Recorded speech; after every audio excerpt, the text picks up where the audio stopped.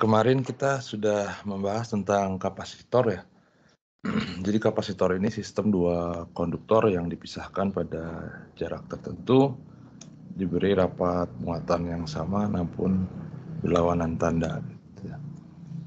Nah, digunakan di sini untuk menyimpan energi listrik ya. Jadi bisa dilihat kemarin bahwa medan listriknya terkonten di daerah antara dua buah konduktornya. Dan di sini ya, jadi kapasitor ini gunanya untuk menyimpan energi listrik dalam bentuk muatan ya jadinya.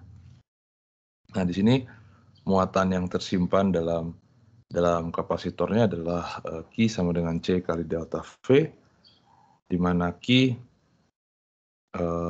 ini adalah muatan listrik yang tersimpan dalam kapasitor, kemudian delta V-nya beda potensial atau tegangan antara dua buah konduktornya. Jadi kita bisa bilang ini tegangan di ujung-ujung kapasitor, dan kemudian C di sini adalah kapasitansi kapasitor yang bergantung pada bentuk dan ukuran kapasitor, yang kedua material di antara konduktornya. Ya. Nah, jadi si C ini menentukan kapasitas maksimumnya. Jadi dia tidak bergantung pada berapa banyak muatan ya yang ada di kapasitornya gitu. Dia benar-benar hanya bergantung pada bentuk, ukuran, dan material di antara konduktornya. Gitu. Nah, bergantung pada bentuk dalam hal ini, kalau geometri kapasitornya berbeda, maka nilai C-nya juga berbeda, ekspresinya. Kemarin kalau saya punya kapasitor bola, maka nilai C-nya adalah 4pi epsilon 0 dibagi 1/A dan minus 1/B, di mana A dan B adalah jari-jari luar dan jari-jari dalam dan jari-jari luar kapasitor. Untuk keping sejajar, C-nya adalah epsilon 0 A per L. A menyatakan luas kepingnya dan L menyatakan jarak pisah antara kepingnya. Jadi ya beda bentuk, beda geometri, beda ekspresi C-nya, dan kemudian bergantung ukuran juga ya. Di sini bergantung ada 1/A 1/B, jadi bergantung jari-jari dalam dan jari-jari luar. Nah, kemudian di sini juga untuk kapasitas keping sejajar bergantung A dan L-nya ya. A-nya menyatakan area dan L-nya menyatakan jarak pisahnya ya. Nah, kemarin untuk menentukan C dari suatu geometri tertentu, kita bisa gunakan rumusan ini ya, yang apa namanya, potensial, definisi potensial. Nah, jadi kita kemarin, nah ini kita gunakan hukum Gauss untuk mencari medan di antara atau di daerah di antara dua konduktor. Nah, setelah kita dapatkan medannya, kita bisa hitung beda potensialnya dengan mengintegrasikan medan dari konduktor positif ke konduktor negatif itu ya.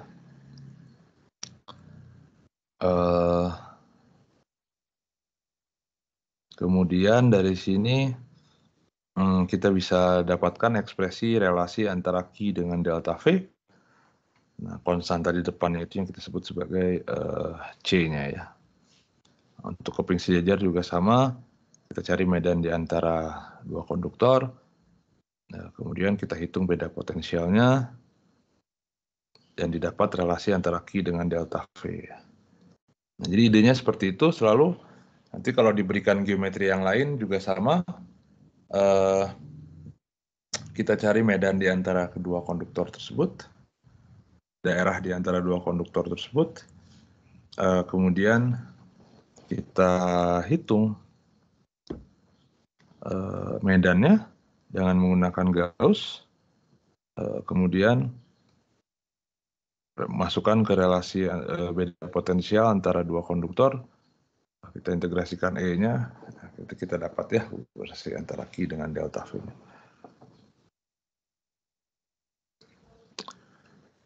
Nah,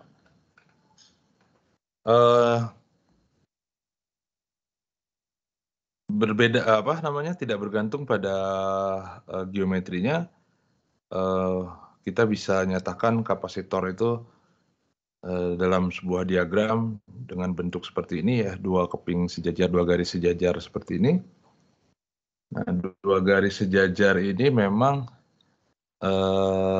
ya standar, notasi standar ya, meskipun nanti kapasitornya bisa jadi kapasitor bola gitu ya, atau kapasitor silinder atau apapun gitu geometri yang lain. Tapi ya notasi yang standarnya memang ada pakai dua garis sejajar seperti ini. A dan B itu adalah tegangan atau beda potensial antara dua keping konduktor ini, atau kita sebut sebagai beda potensial antara ujung-ujung kapasitor. Ya, karena ujung-ujungnya adalah A dan B, maka kita sebut sebagai VAB di sini ya. VAB ini kita nyatakan VA min VB ya, jadi beda potensial A dikurangi beda potensial B. Ini notasinya VAB itu adalah VA min VB ya. Nah, kapasitansi ini kita nyatakan dalam satuan farad. Meskipun kemarin sudah diceritakan juga kalau farad itu masih terlalu besar, jadi biasanya kita pakai mikrofarad atau picofarad gitu ya. Nah, kapasitor juga terlepas dari bentuknya bisa kita susun ya. Bisa kita susun menjadi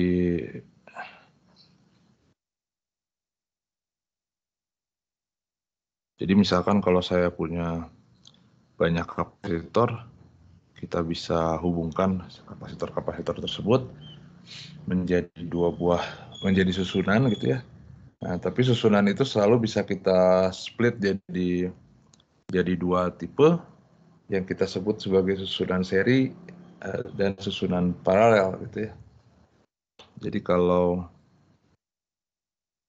sekarang kita misalkan aja dua dulu. Misalkan kita punya dua kapasitor, sebut saja C1 dan C2. Nah, nanti ada dua susunan, dia bisa disusun secara seri. Kalau secara seri berarti saya punya dua kapasitor begini, sebut aja C1, dan ini C2. Kemudian kita hubungkan di sini. Ya. Jadi jadi kalau saya punya ini positif, ini negatif, misalkan ini keping positif, keping negatif. Nah, kalau seri itu berarti kita hubungkan keping negatif dengan keping positif yang satu ya. Jadi keping negatif kapasitor 1 dengan keping positif kapasitor 2.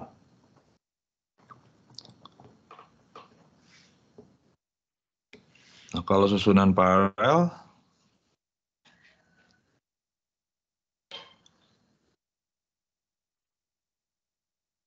kalau saya punya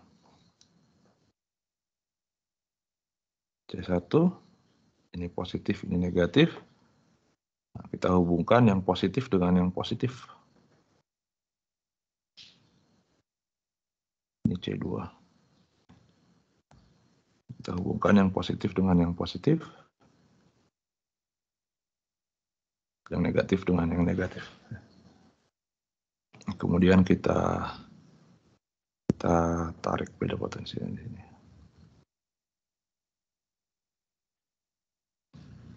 Nah, jadi misalkan kalau saya sebut ini titik A, ini titik B,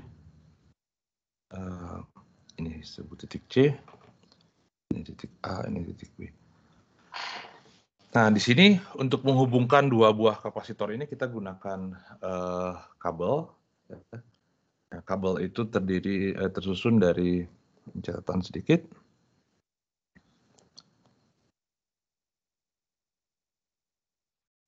Ya, kita bicara kabel itu adalah sebuah kawat yang merupakan konduktor ideal ya. Yang merupakan konduktor ideal. Nah, artinya kalau dia konduktor ideal, maka dia ekipotensial. Dan kemarin kalau kita punya konduktor, mana?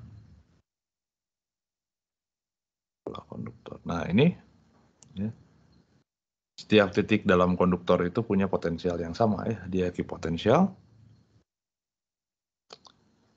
Jadi kalau kita punya sebuah kabel misalkan, ini adalah konduktor ideal.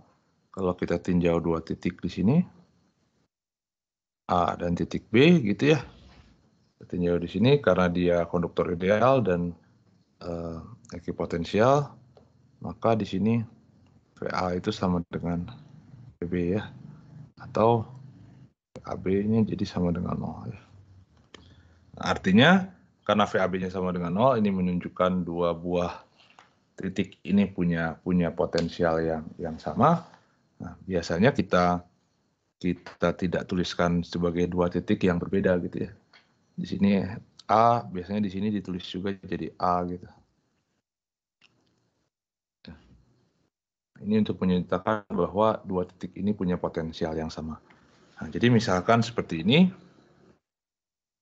Nah, kalau saya sebut titik yang pertama ini adalah titik C misalkan ya. Nah, karena kabel yang hijau ini adalah punya potensial yang sama, ekipotensial, maka titik ini juga kita sebut sebagai titik C. Nah, kemudian di sini A, maka ini titik ini juga A, titik ini juga A. Gitu. Dan yang sebelah ujung sana B, maka yang ini B, yang ini B. Nah, artinya tiga titik ini itu punya potensial yang sama ya, sama-sama VA. Gitu. Dan tiga titik yang ini juga potensialnya sama-sama VB.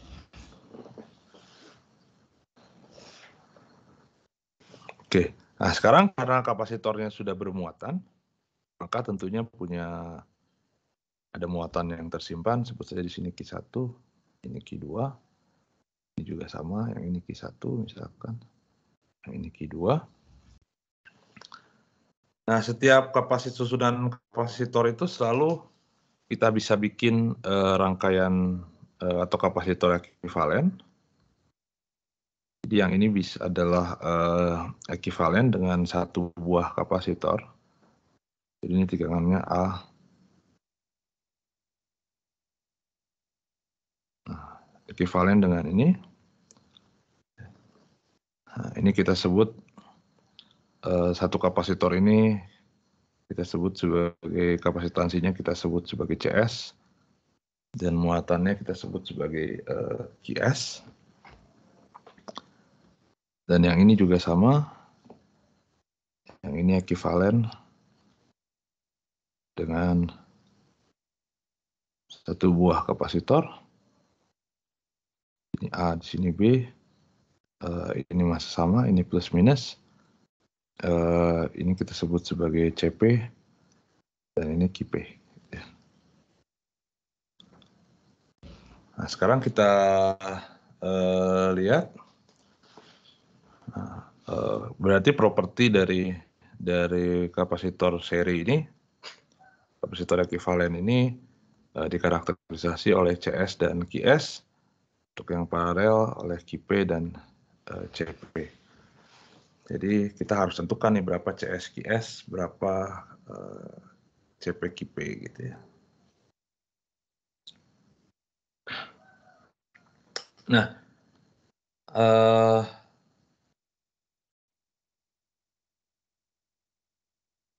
idenya adalah untuk kapasitor seri bahwa ingat karena V itu kan dia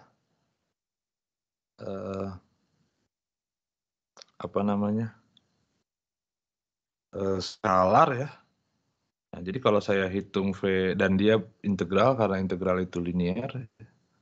Jadi kalau saya mau hitung berapa tegangan VAB, ini sama saja dengan menghitung tegangan VAC ditambah VCB, gitu. Dan kalau kita gunakan rumus kapasitor, tentunya VAC ini tidak lain adalah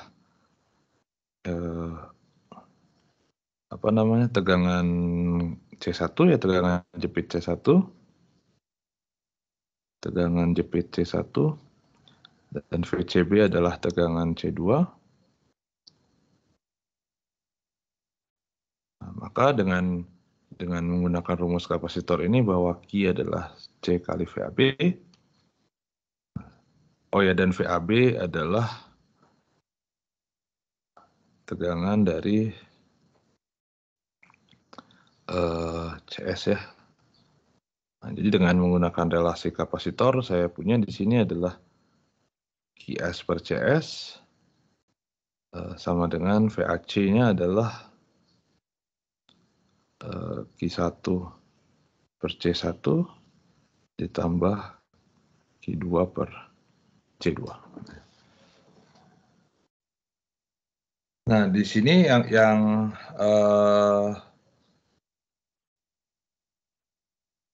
yang menarik adalah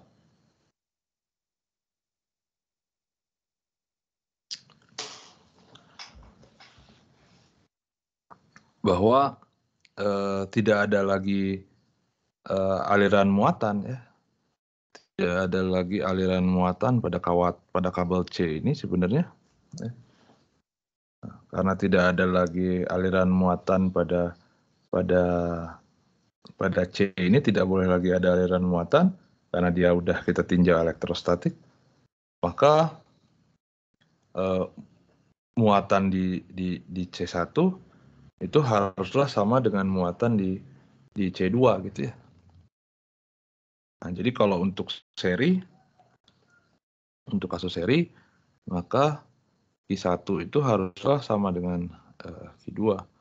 Dan tentunya ini harus sama dengan QS akhirnya ya. Nah, jadi ini untuk rangkaian seri.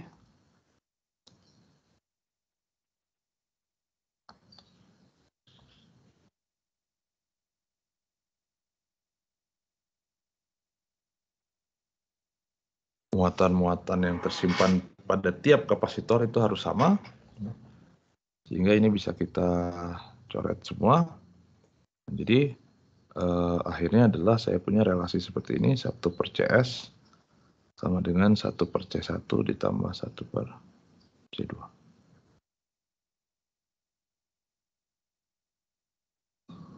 Nah, seperti itu.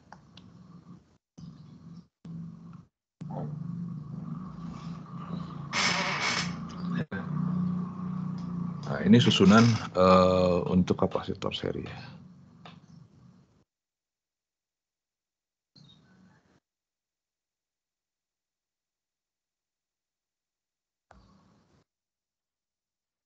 Kapasitor seri. Nah, untuk kapasitor paralel gimana? Ya, kalau kapasitor paralel bisa dilihat di sini bahwa tegangannya sama.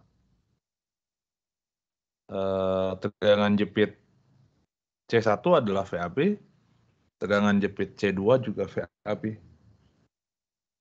Nah, jadi untuk paralel atau tegangan tiap-tiap kapasitor sama.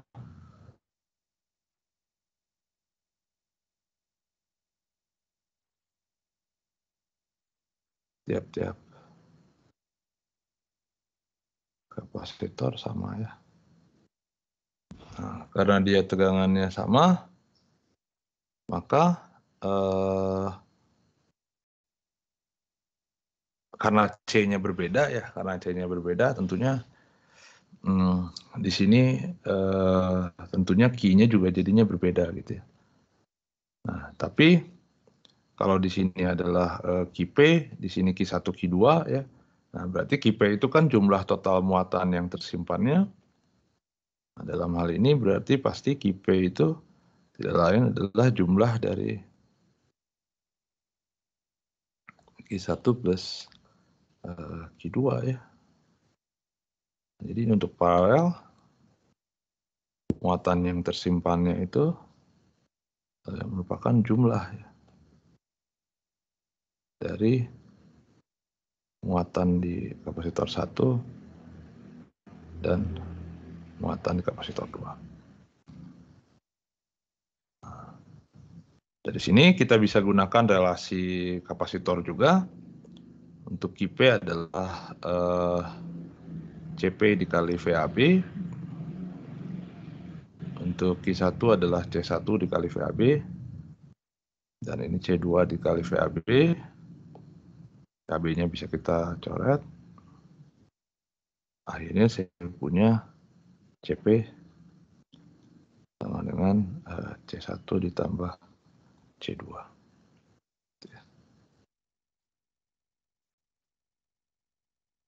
Nah, ini adalah susunan rangkaian paralel.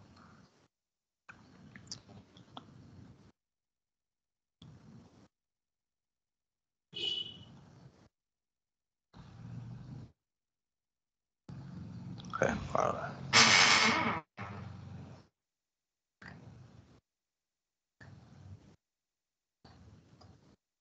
Nah, kalau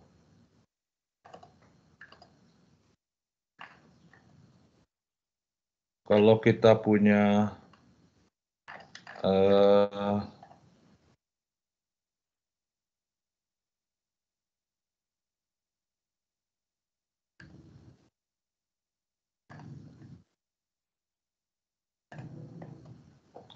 punya tiga kapasitor gimana?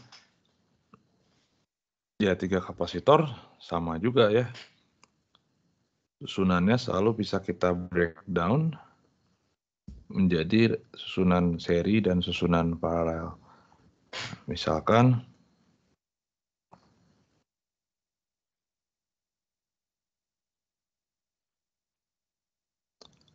terdapat 3 buah kapasitor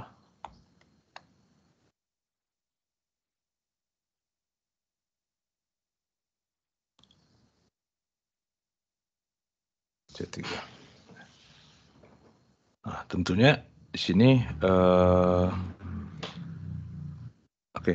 Nah, ya, nanti kita lihat ya skenario-nya sebenarnya seperti apa. Nah, ini kan berarti cuma ada 3 kemungkinan. Kita bisa susun begini.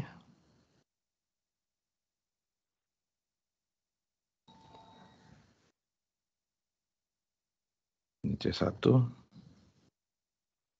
ini C3, ini plus minus, plus minus, plus minus begitu. Atau kita bisa susun begini.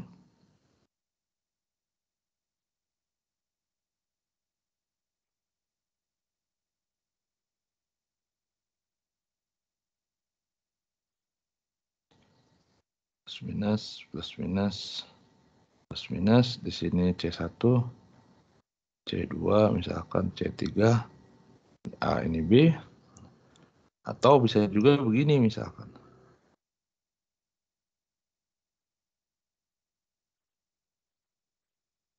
Plus minus, plus minus.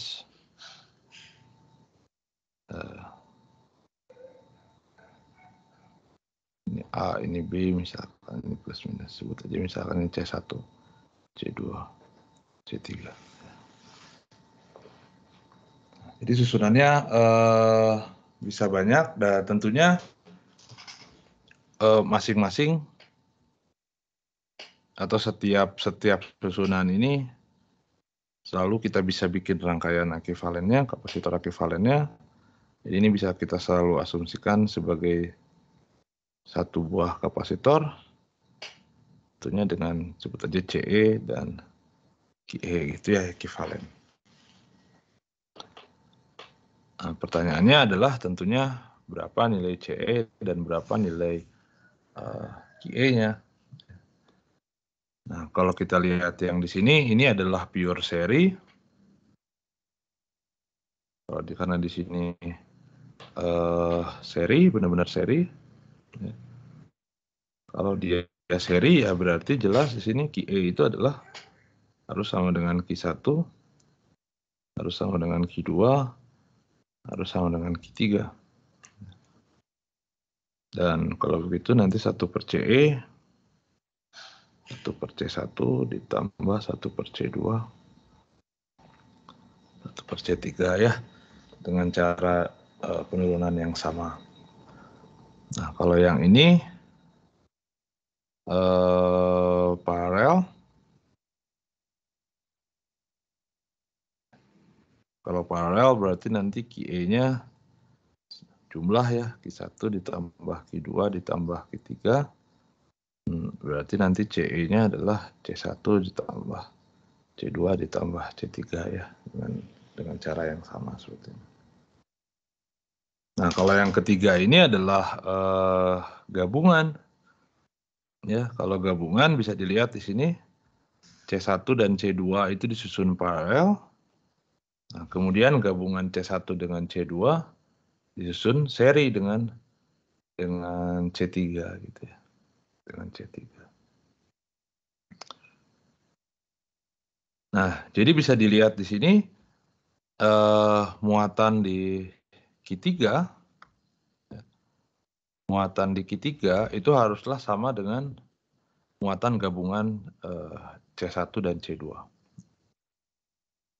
Jadi di sini untuk yang ini ya.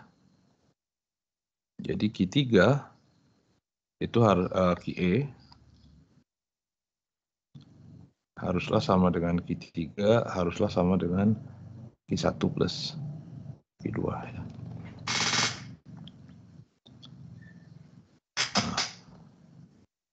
Berarti artinya yang ini kita susun paralel, dan sisanya nanti totalnya kita gabung secara seri ya. Gabung ini kita susun secara seri. Nah, jadi akhirnya saya punya 1 per CE itu adalah 1 per C3 ditambah dengan gabungan paralel C1 dan C2. 1 per C1 ditambah C2 ya.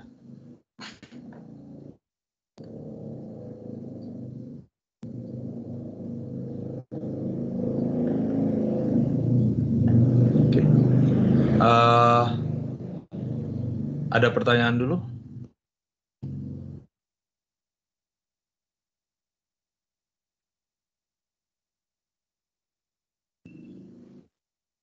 Pak, izin bertanya Pak. Ya. Seumpama tuh kapasitor dipasang terbalik tuh gimana Pak?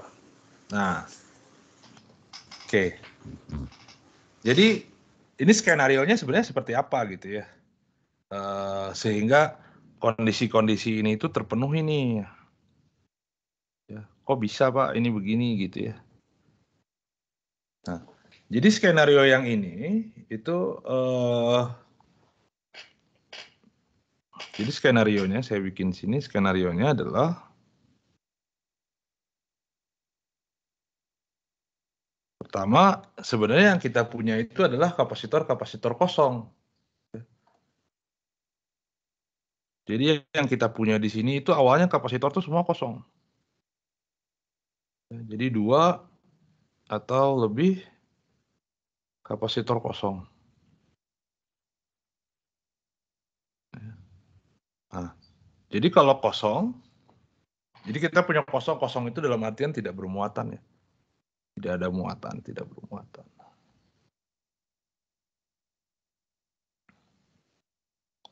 Ya kalau gelas kosong gitu ya, tidak ada isinya. Tentunya kalau tidak ada isinya, tidak ada Q-nya, berarti V-nya juga 0 ya. Berarti tegangan jepitnya pastinya 0. Nah, karena tegangan jepitnya 0, ya jadi kalau kita susun dia, kemudian kapasitor disusun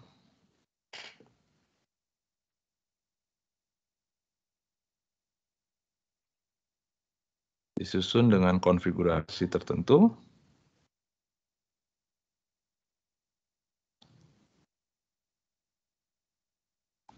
Bisa seri, bisa paralel, bisa gabungan.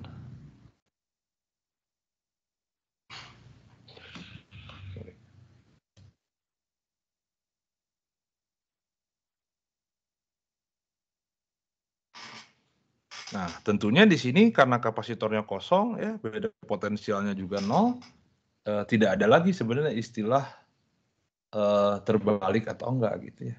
Pak, kalau tadi susunannya terbalik atau gimana, nggak ada di sini. Ya, karena awalnya kapasitornya kosong. Nah, kemudian terus gimana? Nah, setelah disusun, baru sistem ya, itu dihubungkan dengan sumber tegangan.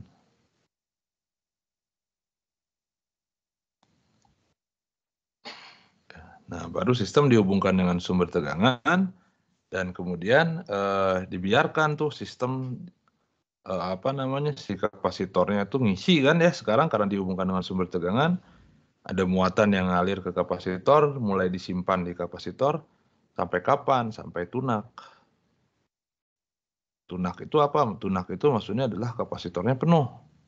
Semua kapasitor penuh.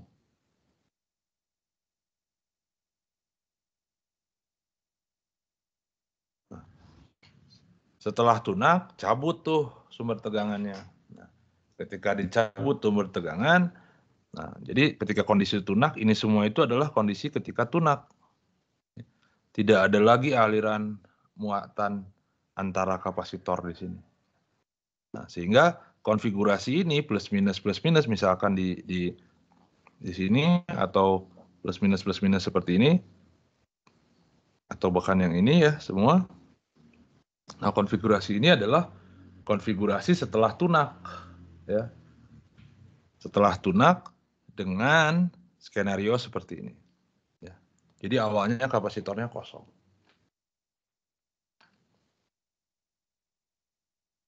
Nah, sekarang yang menarik adalah seperti yang tadi pertanyaannya adalah kalau yang kedua, langkah kedua dengan langkah ketiga itu ditukar. Jadi ini kita sebut skenario pertama. Skenario pertama itu jadi yang ini, jelas. Nah, sekarang ada skenario kedua. Skenario kedua itu pertama dengan keduanya ditukar. Jadi ini saya copy. Atau nggak apa-apa, nanti dulu ini yang saya copy. Terus aja dulu, saya pakai warna yang lain. Nah, sekarang ada skenario kedua. Skenario yang kedua itu yang pertamanya masih sama.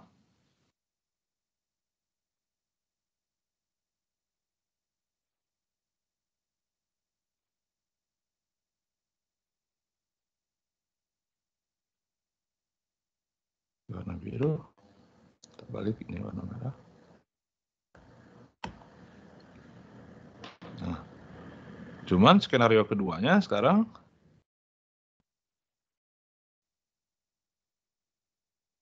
atau saya tulis aja lah. Nah, tiap-tiap kapasitor dihubungkan dulu.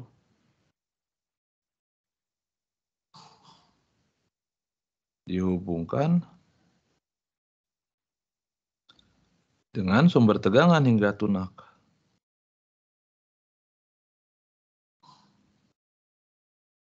Hingga tunak. Maksudnya kapasitor penuh ya. Nah, artinya sekarang setiap kapasitor tuh punya tegangan, punya muatan dan punya tegangan. Jadi di sini sekarang akhirnya setiap kapasitor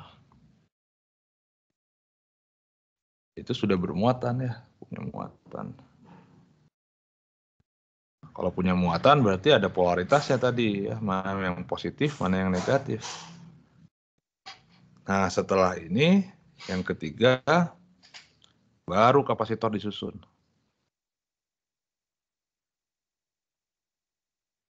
disusun dengan konfigurasi tertentu.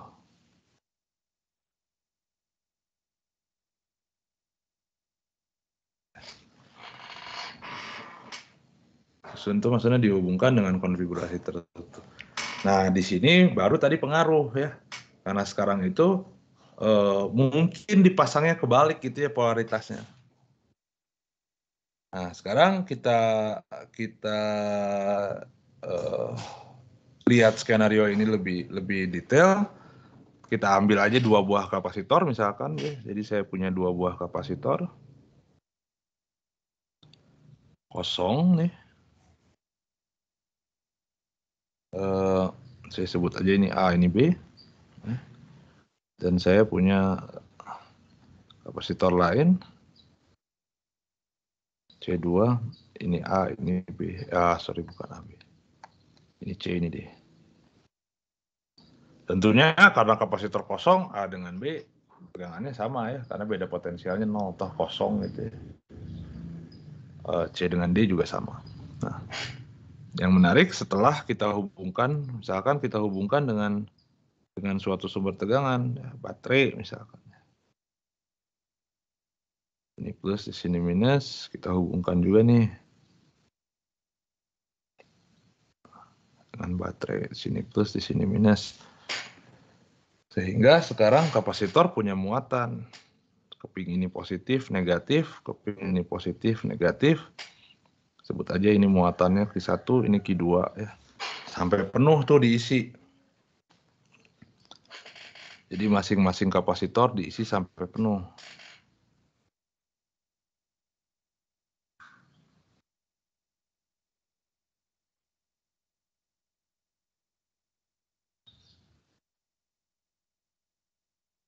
Diisi sampai penuh.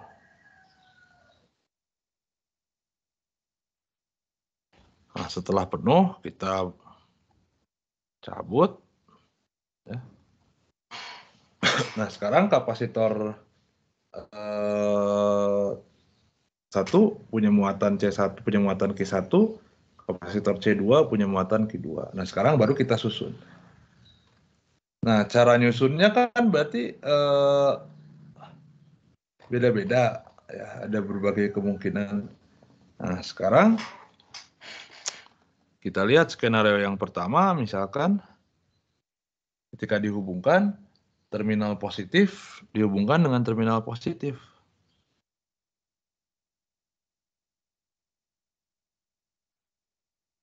Dihubungkan dengan terminal positif juga. Dan yang negatif dihubungkan dengan yang negatif. Artinya di sini A kita hubungkan dengan C dan B kita hubungkan dengan D gitu ya. Nah, di sini kita asumsikan dari awal bahwa misalkan VAB itu lebih besar daripada VCD ya. Jadi dia beda potensial si AB lebih besar daripada potensial CD. Nah, artinya ketika kita hubungkan di sini,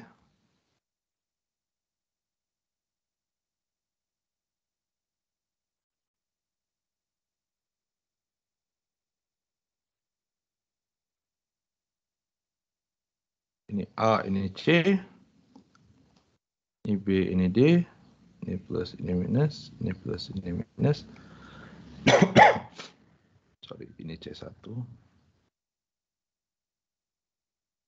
Q1, Q2. Ya.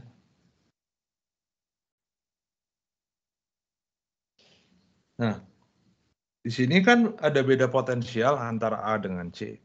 Padahal A dengan C itu terhubungnya dengan kabel. Dan kabel itu tadi harus ekipotensial. Ya. Nah, kabel itu harus ekipotensial. Di sini bisa dilihat VA itu lebih besar daripada VC.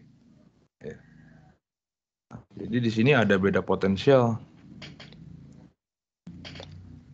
Ada beda potensial antara A dengan C. Atau B dengan D gitu ya. Atau B dengan D. Jelas di sini. Nah, padahal A dengan C atau B dengan D itu terhubungnya via kabel yang merupakan konduktor ideal. Nah, karena dia konduktornya ideal, maka harusnya kan potensialnya sama. Nah, maka pasti ada aliran muatan nih. Harus ada aliran muatan yang mengalir. Kalau saya asumsikan misalkan Q1-nya lebih besar, nah, ya harus sebagian muatannya harus dikasih nih. Sebagian muatannya dari Q1 harus dikasih ke Q2. Ya. Jadi ada aliran muatan.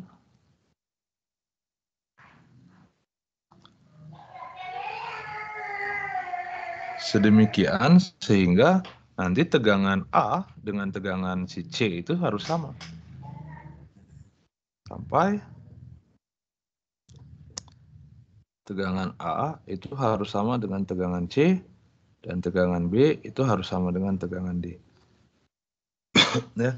Nah, karena VAB itu adalah tegangan jepit C1 sekarang, dan VCD itu tegangan jepit C2, maka aliran muatan ini akan mengalir terus, muatan ini akan mengalir terus sampai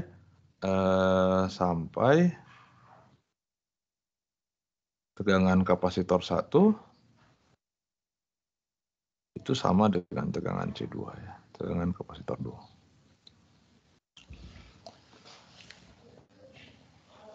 Nah, artinya jadi di sini bisa kita lihat skenarionya misalkan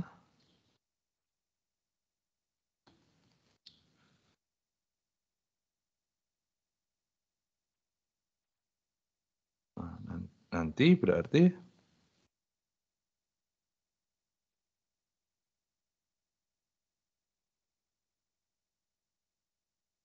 ini masih positif, masih negatif, ini masih positif, masih negatif. Ini C1, ini C2. Nah, tentunya muatan di C1 sekarang tidak lagi sama dengan Q1. Karena udah ada yang dikasih tuh. Ya, udah ada yang dibuang, diterima sama Q2. Nah, jadi muatannya bisa jadi sekarang sudah berkurang. Kita sebut saja Q1 final, yang ini Q2 final gitu ya. Dan sekarang beda potensial ini, sekarang saya sebut saja titik P, ini titik Q misalkan, ya yang ini juga sama sekarang, ini titik P, ini juga titik Q. Sekarang beda potensialnya udah sama nih. Ini P, ini Q. Nah, jika diasumsikan tidak ada muatan yang bocor,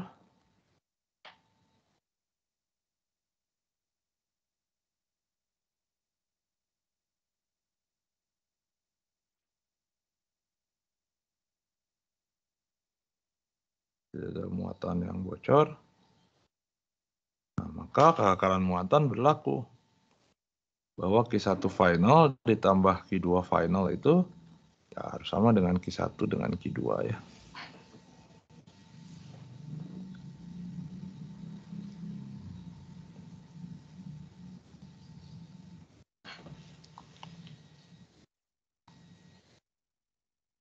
Nah, sekarang dari sini, karena sekarang tegangan jepit kapasitor sama ya, sekarang udah ini, maka saya punya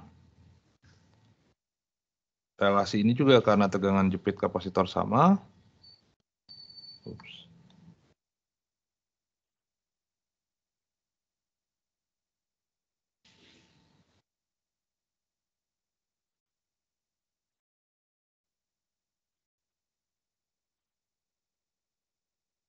Maka tegangan itu kan saya punya apa?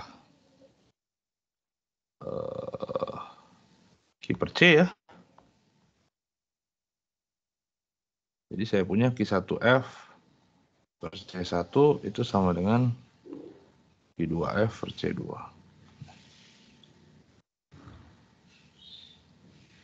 Nah, dari dua relasi ini, saya bisa hitung sebenarnya berapa Q1, berapa Q2 ya.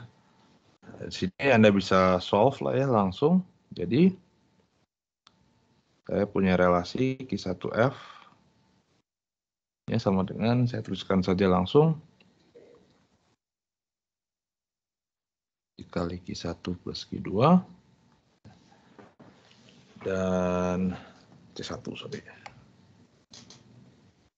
Dan Q2F sama dengan C2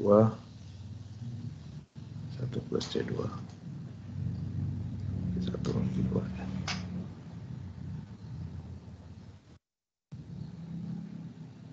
Oke. Dan VPQ kita butuh tegangan jepit antara masing-masing kapasitor yang sama itunya. Ya, ini tentunya adalah seperti C1 tambah C2. Ini susunan kapasitor paralel berarti sekarang dikali Q1 plus Q2 ya. Ini adalah muatan totalnya.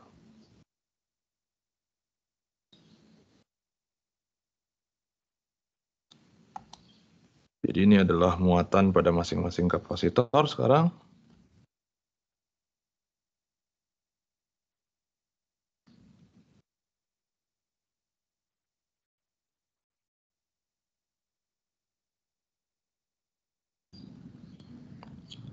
Dan ini adalah tegangan akhir ya di ujung kapasitor. Oke.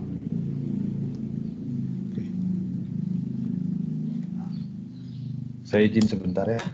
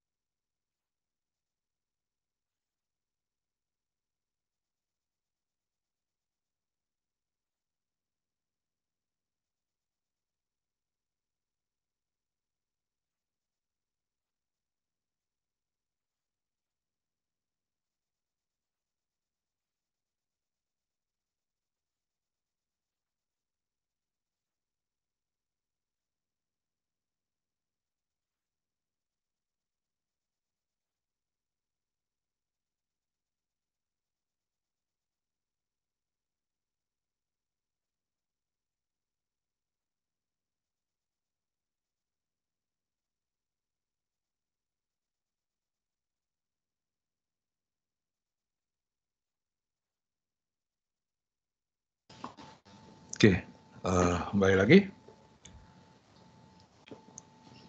Nah, sekarang skenario kedua.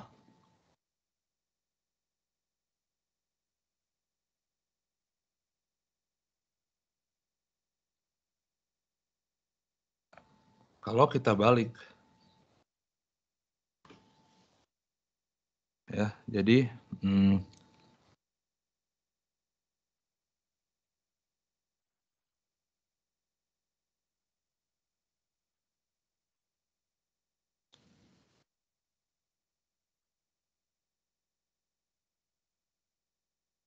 sekarang yang positif kita hubungkan dengan yang negatif, ya. Dan yang negatif dihubungkan dengan yang positif. Artinya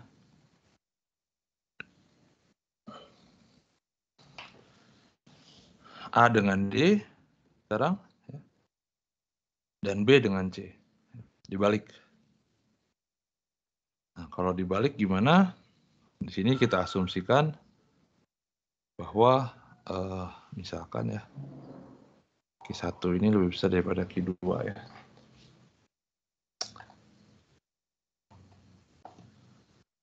Nah, jadi sekarang yang tadi ditanyakan sebenarnya,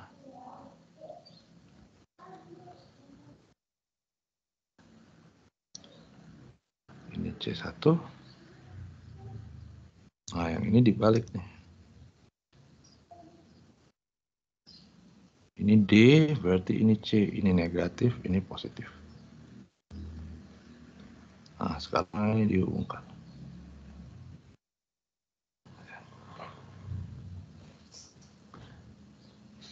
Nah, jelas di sini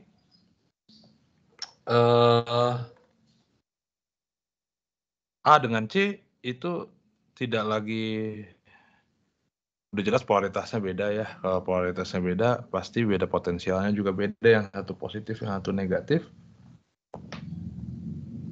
Jadi jelas di sini ada beda potensial dulu antara A dan D. Ya, jadi pasti ada aliran muatan karena Q1 lebih besar ya di sini. Jadi A lebih, jadi ngalirnya dari Q1 ke Q2. Jadi ada aliran dari C1 ke C2. Nah, di sini jadi ada muatan mengalir.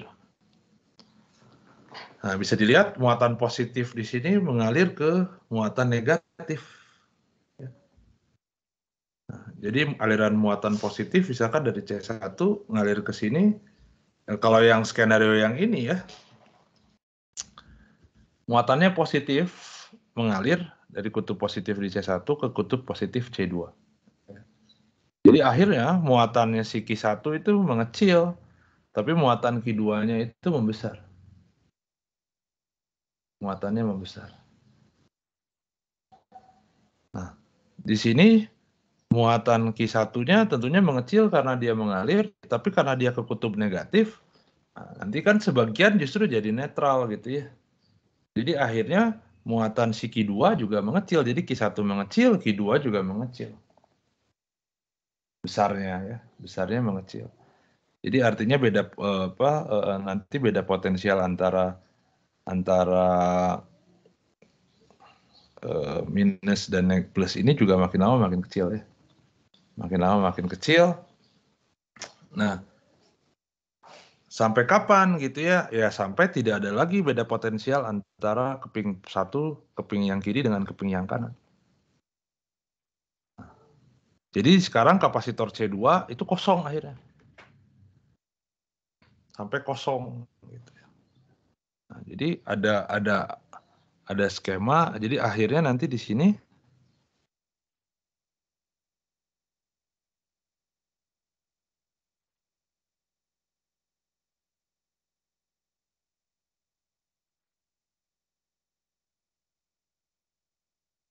ini C1, ini plus minus, ya, ini C2 tuh kosong.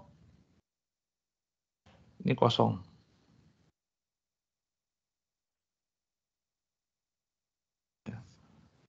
Nah, sekarang berapa muatan yang ada di C1? Nah, karena awalnya muatannya di sini Q1, di sini Q2 ya. Dan Q1 lebih besar daripada Q2. Kemudian supaya C2 kosong, maka Q2 ya sebesar Q2 itu harus disuplai ke C2 gitu. Nah, jadi sekarang si C1 itu kehilangan sebesar Q2. Nah, jadi muatan total akhirnya sekarang itu ya Q1 minus Q2 akhirnya.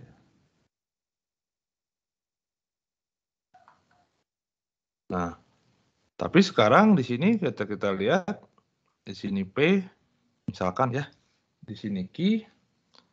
Nah, ini masih punya potensial nih PQ gitu ya. Nah, tapi titik ini dengan titik ini itu beda potensialnya 0 ya, karena kosong. Nah, karena dia kosong, maka sedangkan ini konduktor ideal tadi, ya, maka tetap masih ada aliran muatan nih ke sini. Masih ada aliran muatan ke sini, terus sampai kapan? Sampai akhirnya potensial antara kedua kapasitornya sama. Terus dengan tadi skemanya yang atas sekarang. Nah, jadi akhirnya sekarang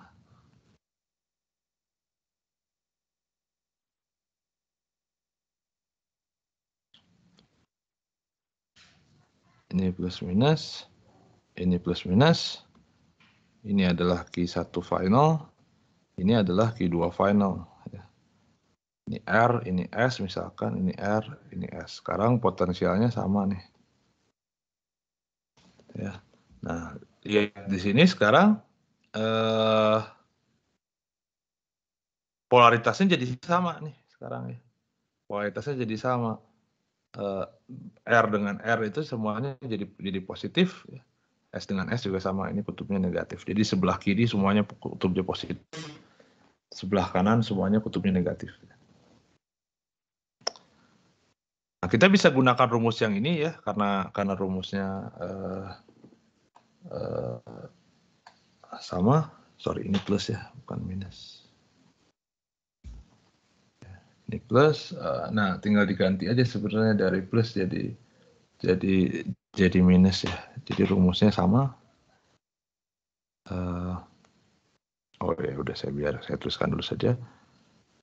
Nah, berarti di sini skema yang ini nih dari yang kosong ke final itu benar-benar ngikutin prosedur yang atas ini. Benar-benar ngikutin prosedur yang atas. Cuman sekarang Q1-nya itu sama dengan Q1 min Q2 dan Q2-nya sama dengan 0. Karena dia netral. Jadi Anda bisa ngikutin ini semua. Jadi saya punya di sini misalkan Q1 min Q2 ditambah 0 karena awalnya 0. Ini muatan Q1-nya itu harus sama dengan Q1 final ditambah Q2 final. Dan kemudian saya punya Q1 final per C1 harus sama dengan Q2 final per C2. Nah, dari dua persamaan ini kita bisa dapatkan berarti Q1 finalnya tadi adalah C1 per C1 plus C2 dikali Q1 min Q2 dan Q2 finalnya adalah C2 per C1 plus C2 Q1 min Q2 dan VRS sekarang V finalnya adalah Q1 min Q2 dibagi C1 plus C2.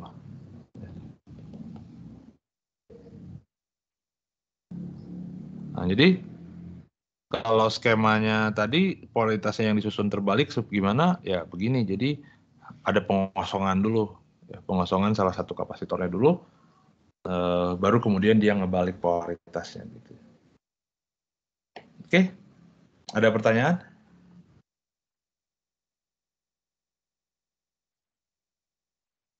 Tadi mudah-mudahan jelas sih yang nanya.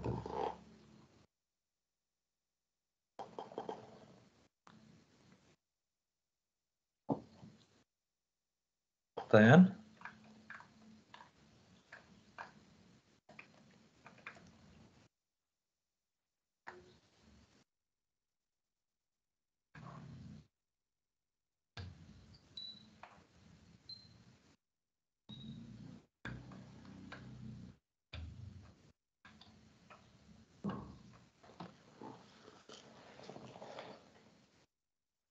Nggak ada? Oke, ya. Nah, jadi harus diingat di sini. Pak, Ya, Pak, mau bertanya.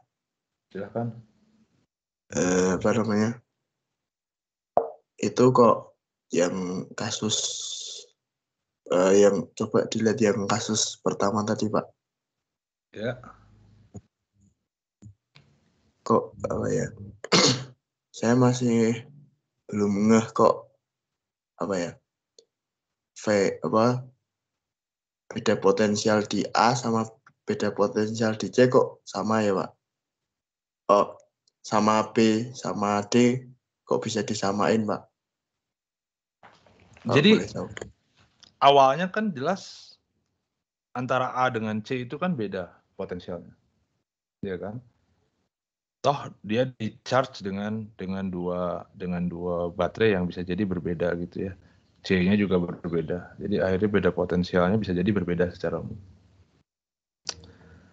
Nah, jadi tentunya di sini makanya di sini di mention bahwa ada beda potensial antara A dengan C dengan V dengan D. Tentunya tidak apa namanya? Tidak sama potensialnya. Nah, tapi kan A dengan C sekarang dihubungkan pakai kabel. Dan kabel itu adalah konduktor ideal. Kalau konduktor ideal itu harus ekipotensial. Kalau dia ekipotensial, maka tegangannya harus sama. Tegangannya harus sama.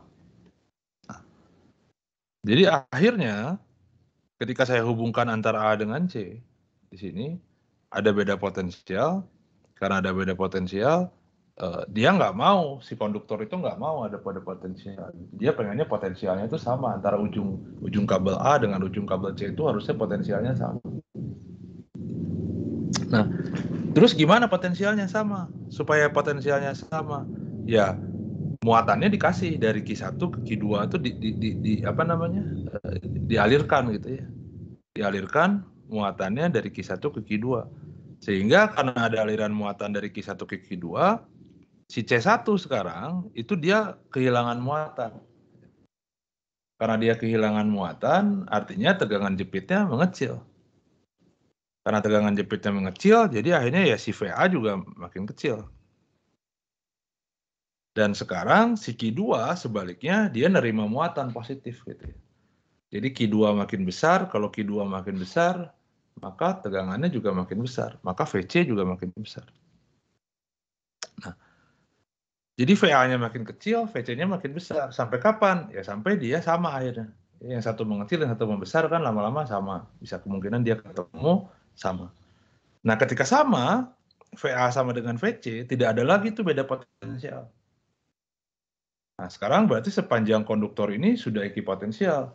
Kalau sudah ekipotensial ya udah cukup gitu ya, tidak harus lagi ada aliran muatan. Jadi aliran muatan tuh berhenti di situ. Nah, ketika aliran muatan itu berhenti di situ, ya udah di situ yang jadi kondisi seperti ini.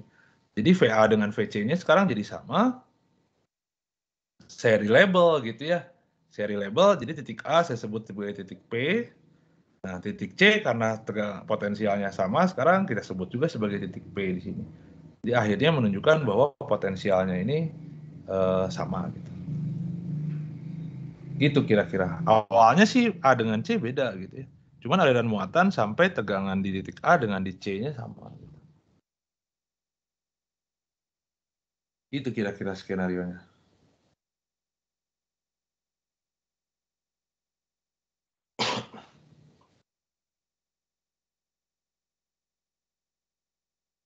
Nah, ya ini masih secara kualitatif gitu ya. Nah, jadi yang kita hitung memang kondisi di ekstrim-ekstrim ini aja ketika sesaat setelah kita kontak dan setelah dia setimbang gitu ya. Nah, bagaimana proses aliran muatannya di sini belum kita bahas gitu ya.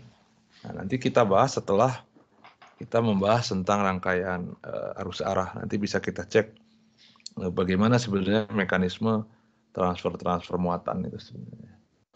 mekanisme charging seperti ini gitu ya. Gimana caranya muatan itu kapasitor kosong itu ketika di charge itu seperti apa mekanismenya? Ya itu nanti dibahas ketika sudah membahas tentang rangkaian arus arah. Oke. Ada lagi pertanyaan? Atau ada yang belum jelas? Silahkan.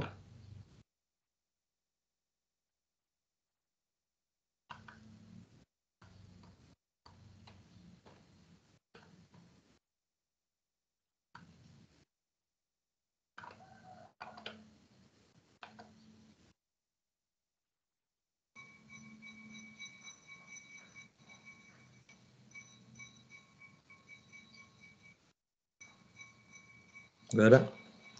Oke. Nah, sekarang kita akan bahas terkait dengan material di antara konduktor tadi. Kalau saya sisipkan material di antara konduktor ini, kapasitansinya katanya bisa berubah gitu ya.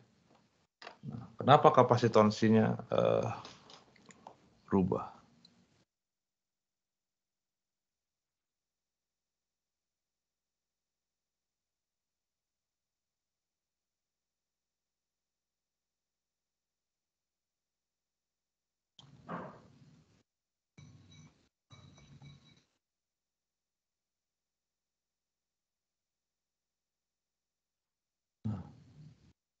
Jadi bisa dilihat kalau misalkan saya punya sebuah kapasitor, kita modelkan saja sebagai kapasitor yang keping sejajar.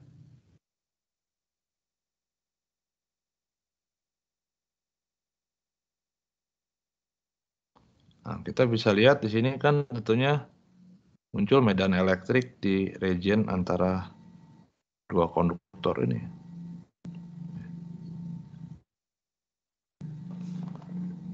Nah, sekarang kita bisa sisipkan di sini.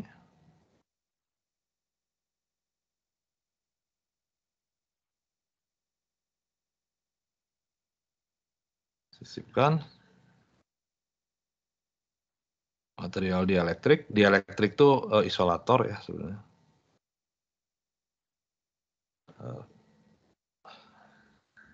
Ya untuk mudahnya lah gitu ya.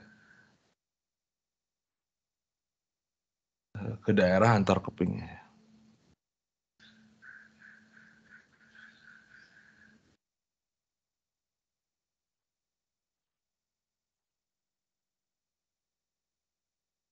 Nah, jadi sekarang saya sisipkan.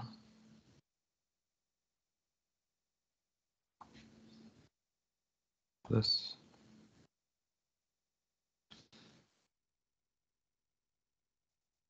kita sisipkan suatu material dielektrik.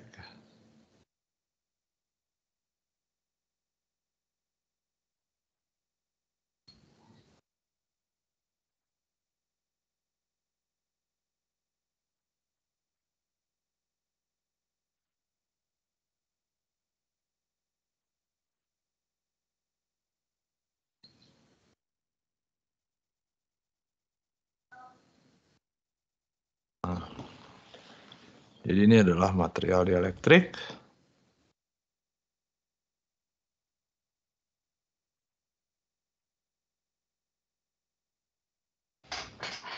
Dielektrik. Ya dia insulator sebenarnya ya, seperti karet, plastik gitu. Nah, jadi sebelum kita membahas ini, kita harus lihat dulu gitu ya, apa sebenarnya efek dari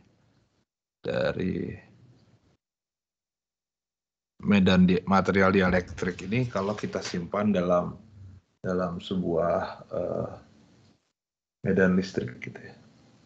Nah, tentunya kalau saya punya konduktor, dia ada banyak elektron bebas. Kalau elektron itu banyak, kalau konduktor itu banyak elektron bebas, nah, jadi kalau saya kasih medan listrik keluar gitu ya, ya pada akhirnya elektron itu mengalir gitu ya. flow gitu ya, mendefinisikan apa yang kita sebut sebagai arus listrik. Nanti kita bahas di bab berikutnya. Nah, tapi kalau bahan dielektrik ini elektronnya tuh dia tidak lagi elektron-elektron bebas gitu ya. Elektronnya itu justru terikat di atom. Nah, kalau dia terikat di atom, maka dia nggak bisa flow, nggak bisa ngalir tuh elektronnya gitu ya. Nah, jadi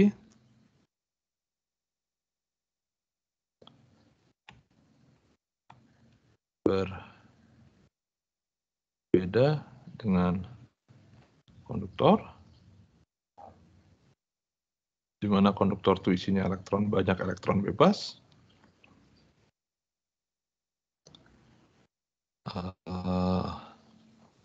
Pada bahan dielektrik,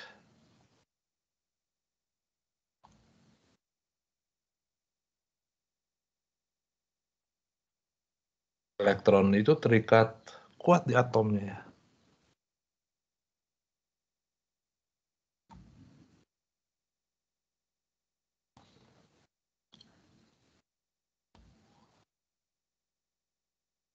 Pada atom.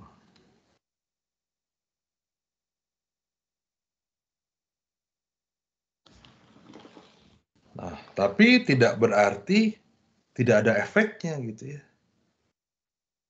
Tidak ada efek medan eksternal, medan listrik luar gitu. Kira-kira efeknya seperti apa? Nah, bisa dilihat di sini, karena saya punya sebuah atom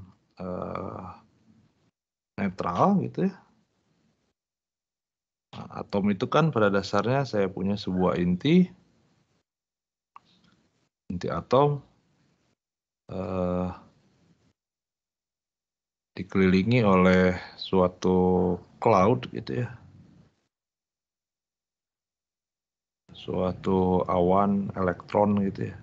Jadi ini cloud, di mana cloud ini dia bermuatan negatif gitu ya.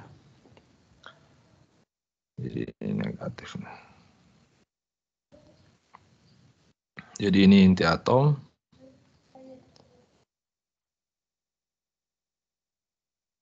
Ini awan elektron. Kita sebut elektron cloud. Jadi elektron-elektron itu ada di situ gitu ya, di cloud itu. Dan si awan itu ya dia ngumpul di inti aja gitu ya. Kita bikin dia seperti bola begitu. Nah, apa yang terjadi kalau kita simpan dia dalam sebuah medan eksternal? Kalau saya kasih medan listrik E. Nah, kalau saya kasih medan listrik E, tentunya si elektron-elektron itu dapat gaya. Dapat gaya yang berlawanan arah dengan si E-nya ya. Jadi dia ketarik tuh. Sedangkan si inti justru terbalik, si inti dia kedorong gitu ya. Dapat gaya searah dengan E-nya. Nah, jadi meskipun si elektron itu tidak lepas dari intinya, tapi dia ada bergeser. Nah, dia bergeser sekarang. Jadi ini intinya sekarang. Tapi si elektron cloud-nya itu jadi begini kira-kira.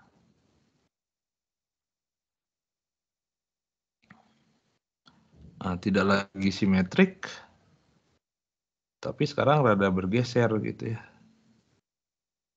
Nah, jadi muatan negatifnya itu lebih ngumpul di sini nih, ya, dibandingkan dengan di sini. Nah, jadi kalau saya tarik, nah seperti ini. Nah, jadi bagian sebelah sini itu dia lebih positif.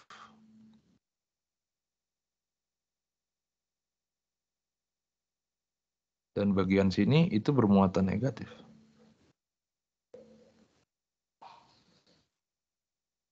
Tentunya besarnya sama karena awalnya netral ya.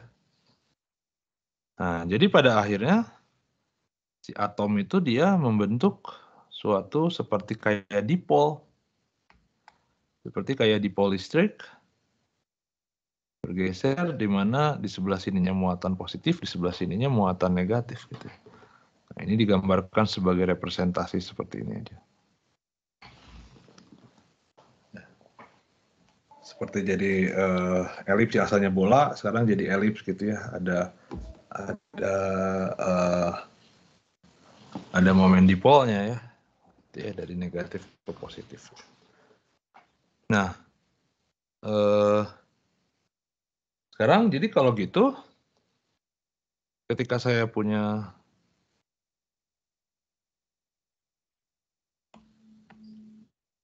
terapi,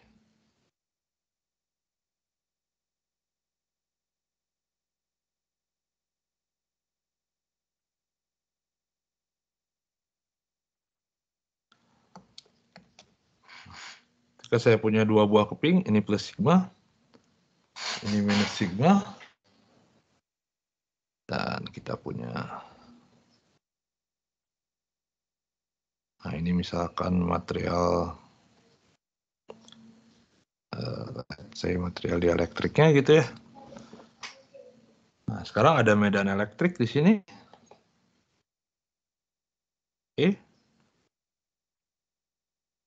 Nah, atom-atom yang tadi di apa namanya? Di dalam material dielektriknya itu jadi buat dipol seperti ini ya. Dan dipolnya pasti align gitu. Jadi pada akhirnya bentuknya kira-kira seperti ini. Itu bentuk dipol-dipol.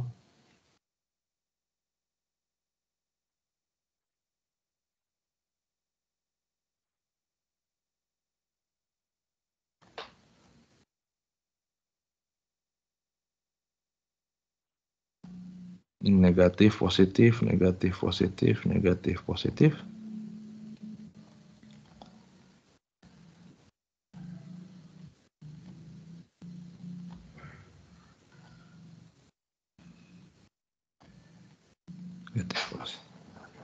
Nah, bisa dilihat di sini. Yang ini saling cancel dalam artian dia menetralkan gitu. Yang ini juga sama, menetralkan. Nah, tinggal di ujung-ujung ini. Tinggal yang di ujung-ujung ini, kan nggak ada pairnya gitu ya. Dia nggak ada pairnya. Nah, sehingga akhirnya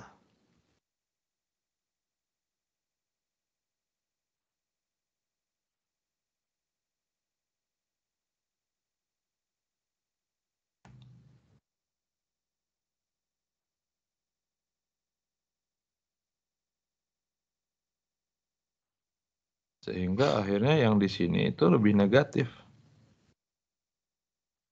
Jadi permukaan di sebelah kiri itu tersisa muatan-muatan negatif, dan sebelah kanan tersisa muatan-muatan positif. Tersisa muatan-muatan positif. Nah, jadi akhirnya kalau kita lihat efek kolektif dari si atom-atom ini, ya, dia ketika dikasih medan listrik keluar, dia nyisakan muatan negatif di permukaan kiri dan muatan positif di sebelah kanan. Nah, kita katakan ini bahwa material itu terpolarisasi. Terpolarisasi itu artinya ya tadi pengkutuban gitu ya sebutnya. Polar itu kan pengkutuban, jadi ada muatan negatif di satu sisi, ada muatan positif di sisi yang lain gitu ya. Nah, kalau secara model yang benarnya sih sebenarnya kita ingat kalau saya punya punya dipol gitu ya. Di sini kan sebenarnya ada momen dipol dari negatif ke positif ya. Kalau Anda pernah waktu itu kita bahas tentang momen dipol. Nah, di sini momen dipolnya itu align, sehingga kita jumlahkan tuh momen-momen dipolnya, itu membentuk suatu medan yang lain. yang kita sebut sebagai P besar. Ya, di sini. Nah, P besar ini disebut sebagai polarisasi, medan polarisasi.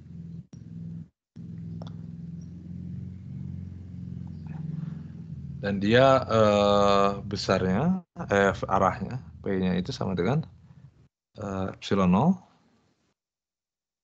dikali Chi dikali E.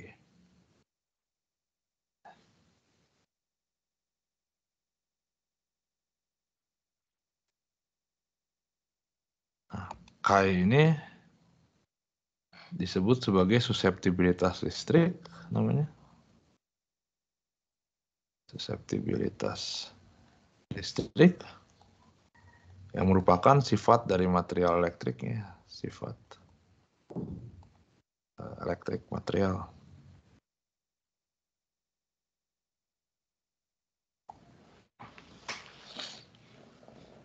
Jadi artinya nilainya bergantung pada jenis material dielektriknya. Gitu. Nah, tapi yang bikin rumit sekarang sebenarnya adalah kemarin kan waktu kita ngitung ini, pada dasarnya kan kita ngitung Gauss ya. Mana sih? Nah, yang ini kita kan tahu bahwa E-nya sama dengan sigma per 2 epsilon 0 itu kan pada dasarnya kan kita ngitung Gauss nih.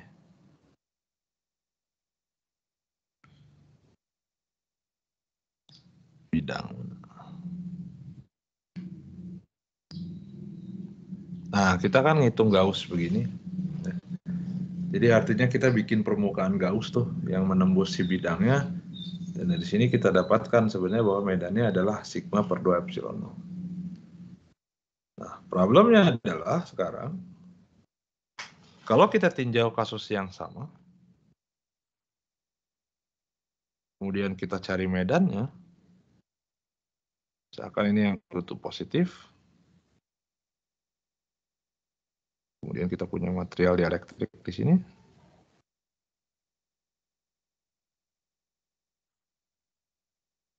Nah, di sini ada muatan-muatan negatif nih.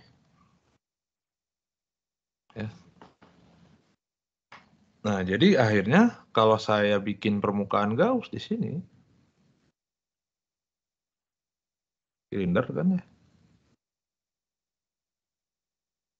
Nah, kalau saya bikin muatan permukaan Gauss di sini, muatan yang terenclose-nya bukan hanya yang ini aja, bukan hanya muatan pada apa?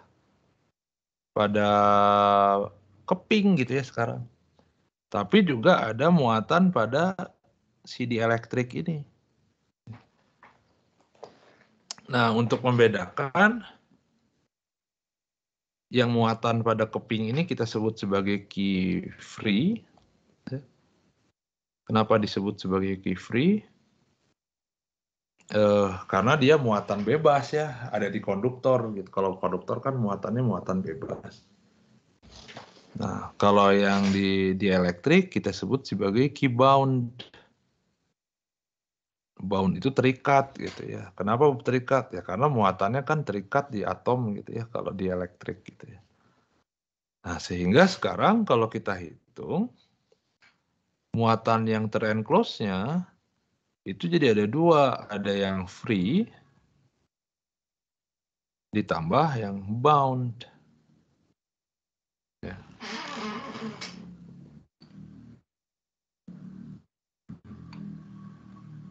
Nah, yang ini adalah muatan bebas pada konduktor.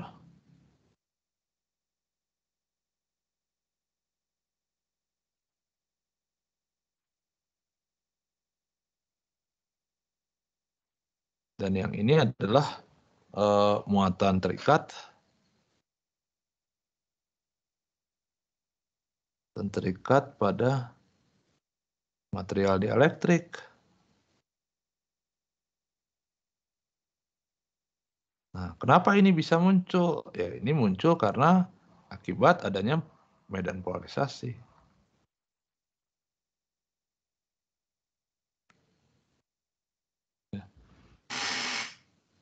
Nah, jadi karena di sini akibat polarisasi, ya tentunya polarisasi akibat medan E luar ini ya.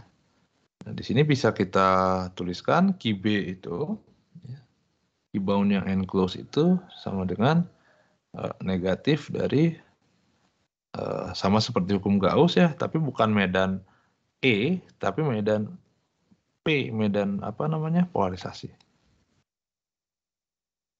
DA. Gitu. Nah, jadi ini adalah definisi medan polarisasi, muatan boundnya. Ini adalah tentunya flux, bukan flux listrik, tapi flux untuk medan polarisasi.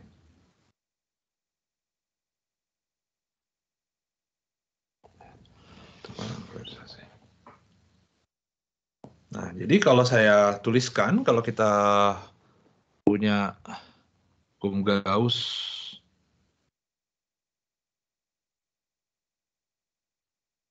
untuk material dielektrik,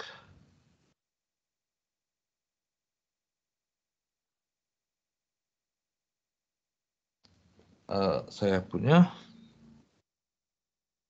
E dot NDA sama dengan Q enclosed per epsilon 0.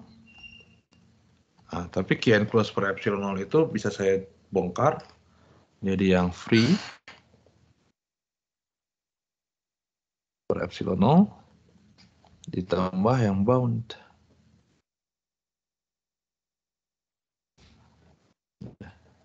Epsilon 0. Nah, dari sini saya bisa sederhanakan dengan mengganti key enclosed-nya adalah yang ini ya, flux P ini. Nah, saya bisa ganti bentuknya jadi begini. Ini epsilon 0 E ditambah P dot N dA itu sama dengan key enclosed.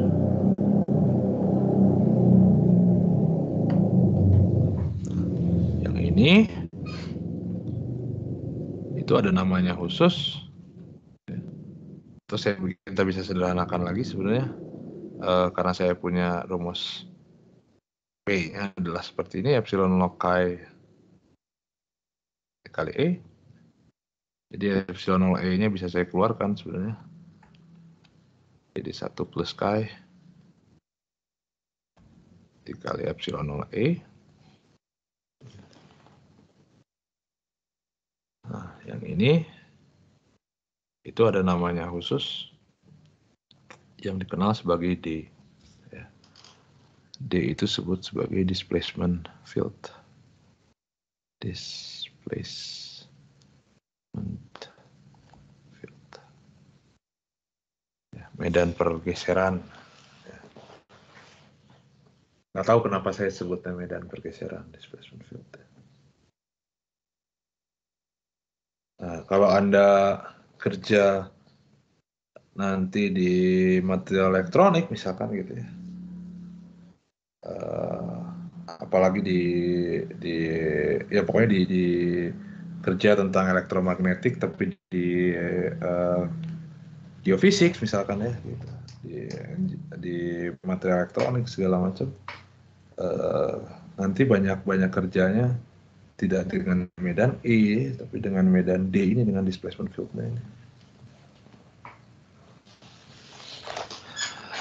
Nah, karena satu konstan, KIE juga konstan yang bergantung pada material, maka ini dituliskan lagi supaya tidak ada satunya sebagai kappa, dan kappa ini dikenal sebagai konstanta dielektrik. Konstanta dielektrik. Nah, jadi Anda bisa tuliskan hukum Gauss untuk material itu dalam bentuk displacement field, atau dalam E ya. Nah, karena kita tidak terlalu banyak pakai medan D, jadi akhirnya saya tuliskan tetap dalam medan E, dalam bentuk seperti ini, kappa dikali epsilon 0 E dot N dA sama dengan free and close. Nah, key free itu cuman key yang ada di konduktor aja ya, tidak key yang di material ini.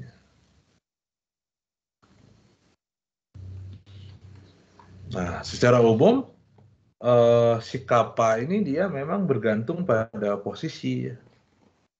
Bergantung pada posisi.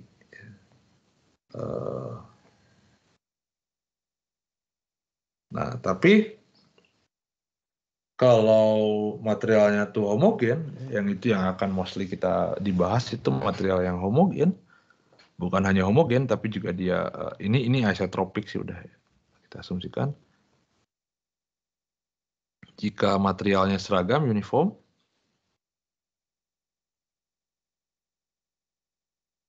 jika material seragam maka kappa konstan. Nah, kalau kappanya konstan, nah saya punya persamaannya jadi begini. E dot N dA sama dengan key free dibagi dengan kappa epsilon 0. Kappanya bisa keluar dari integral, epsilon 0 kan konstan ya. Nah, si kappanya bisa keluar dari integral. Jadi dasarnya apa bedanya ini dengan hukum Gauss? Ya bedanya dengan hukum Gauss itu yang biasa cuman mengganti epsilon 0 jadi kappa epsilon 0 gitu ya. Jadi kalau saya punya material yang seragam, efeknya secara matematis ya setidaknya itu sederhana, cuman mengganti epsilon 0 jadi kappa epsilon 0. Meskipun sebenarnya secara fisik banyak yang terjadi di sini gitu ya, karena ada badan polarisasi segala macam gitu. Tapi secara fisik secara matematis dia sederhana. Jadi artinya kalau saya punya kapasitor keping sejajar seperti ini,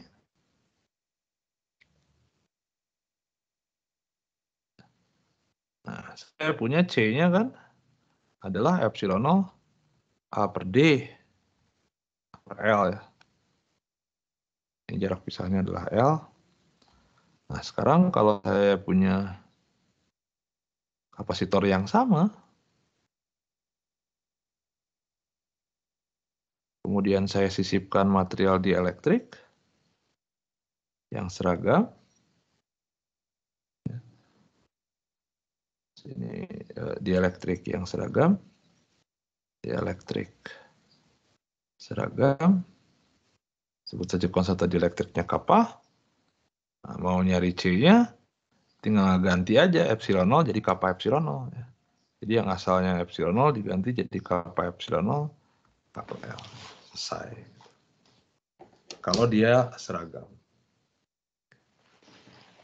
Oke, ada pertanyaan dulu? Nah, kalau nggak seragam gimana? Kalau nggak seragam ya kita harus mulai dari Gauss lagi gitu ya. Tapi untuk material dielektrik ini.